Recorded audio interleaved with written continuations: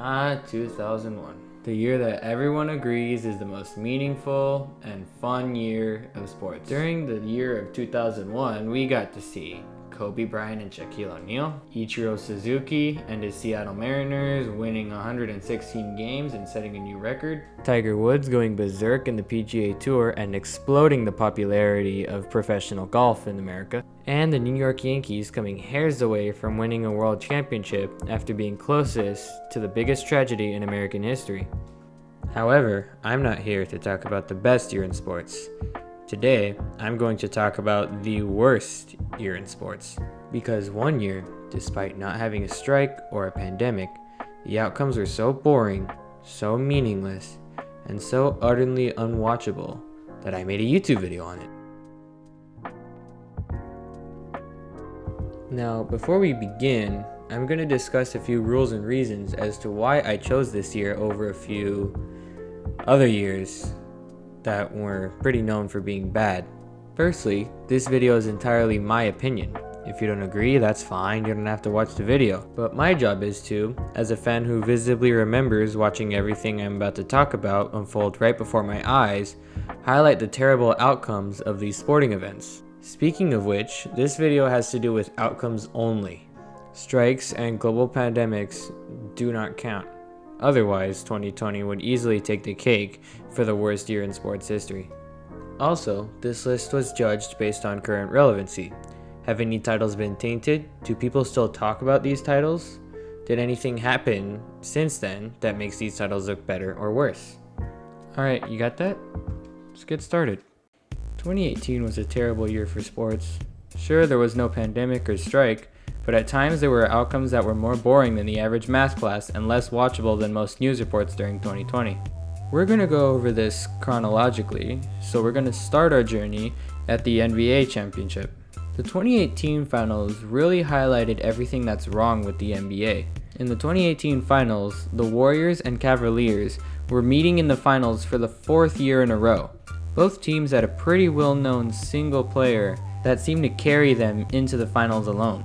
Both teams had won a ring within the previous 3 years, so nobody was really building a dynasty.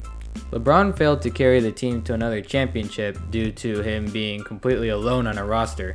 And I gotta say, the memes are going to be immortal. We're the other Cleveland Cavaliers! So we all just want to say, thanks, LeBron. Thanks, LeBron. Thanks, Bron. Thanks, LeBron. And hey, sorry, man. So then LeBron finished his little contract in Cleveland and dipped to Los Angeles. Now moving on to the PGA Tour, Brooks Koepka won both the US Open and the PGA Championship, and the winner of the Masters, Patrick Reed, he got exposed for cheating a year later.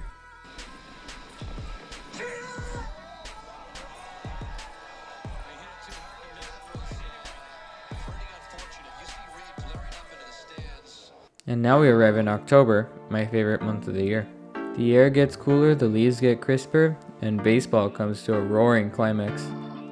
But the 2018 MLB postseason was a little bit less memorable than most Octobers. The 2018 NLCS was a bit more worth watching. It went 7 games and featured a breakout season from Jesus Aguilar and the end of Christian Yelich's fantastic MVP season. However, it also featured a total of 161 strikeouts in a single playoff series, which is far from good television. Manny Machado also did this and became one of the most hated players of the league. And Yasmani Grandal set the record for the most errors by a catcher in a postseason game, which got him booed out of his home stadium. Yasmani Grandal.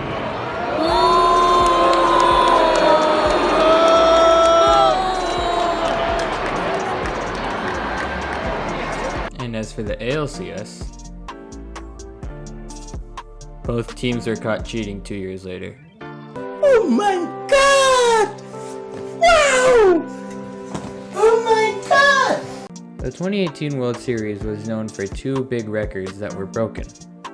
One of which was the longest World Series game in history, which, to be honest, would be pretty cool to think about if I hit my head hard enough against the floor and forgot somehow about all the sleep that I missed that night. And the other is the most strikeouts in a World Series. Oh wait, you thought this was from a pitcher's perspective? No.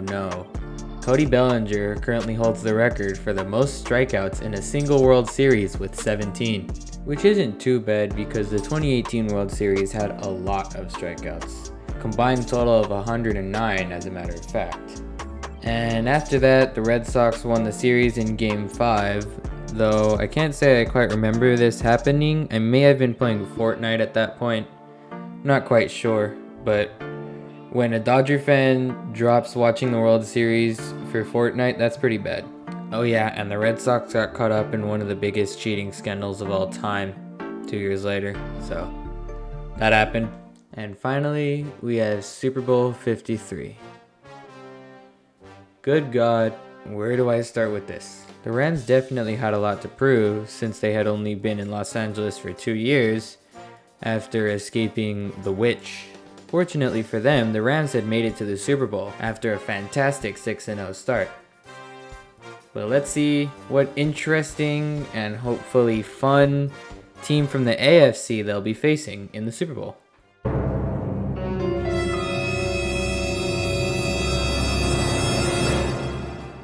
Oh great, it's the Patriots. Just after the Dodgers and Red Sox had finished battling it out in the World Series, the Los Angeles and Boston had to go at it again in the Super Bowl. But hopefully the game would be interesting.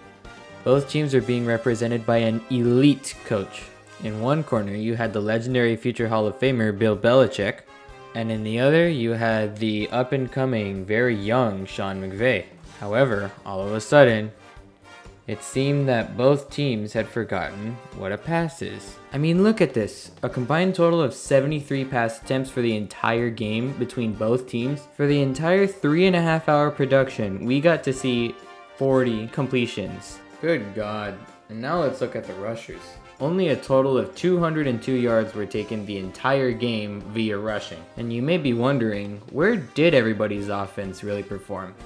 And the answer is, they didn't. Going into the second half, the score was 3-0 due to a field goal by the Patriots. And to top it all off, this Super Bowl also had the worst thing that a Super Bowl can have, a bad halftime show. If you can't remember what happened after that halftime show, let me just give you a little bit of memory injection. On November 27th, 2018, Stephen Hillenburg, the very well-known creator of SpongeBob, died.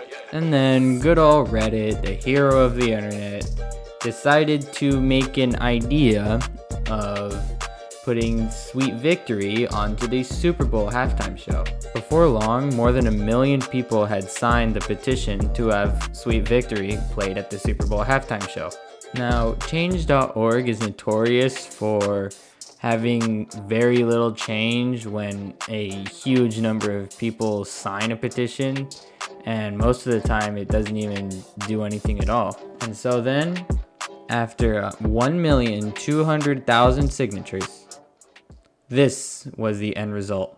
And now, a true musical genius who needs no introduction. It's lit!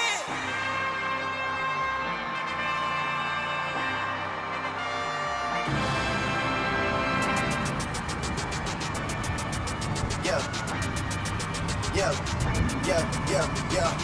Gone on you with the pick and roll. Younger flame here, sicko mode.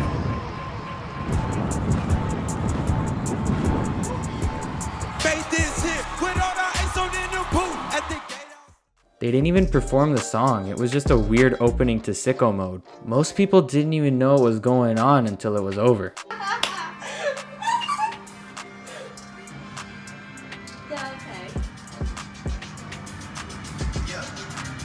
Wait, what? Yeah. Gone on you with the pick and roll. Younger flame here, sicko mode. Ain't nobody care about Travis Scott.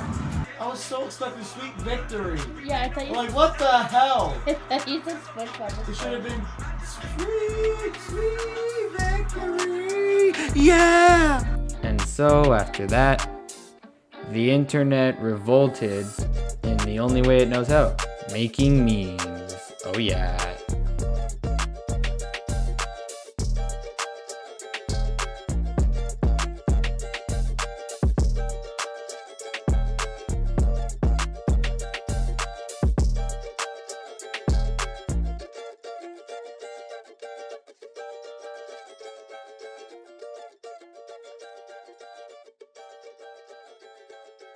But now that I'm done covering the halftime show, let's figure out what happens at the end of the game. Oh, the Patriots score a touchdown, the Rams score a field goal, and the game's over. The end result? The lowest scoring Super Bowl in Super Bowl era history. A total of 16 points were scored between the two teams the entire game. 13 for the Patriots and 3 for the Rams. Yikes. So Sean McVay goes home and is forever haunted by this game. And Tom Brady gets another ring to leave in his washing machine and forget about.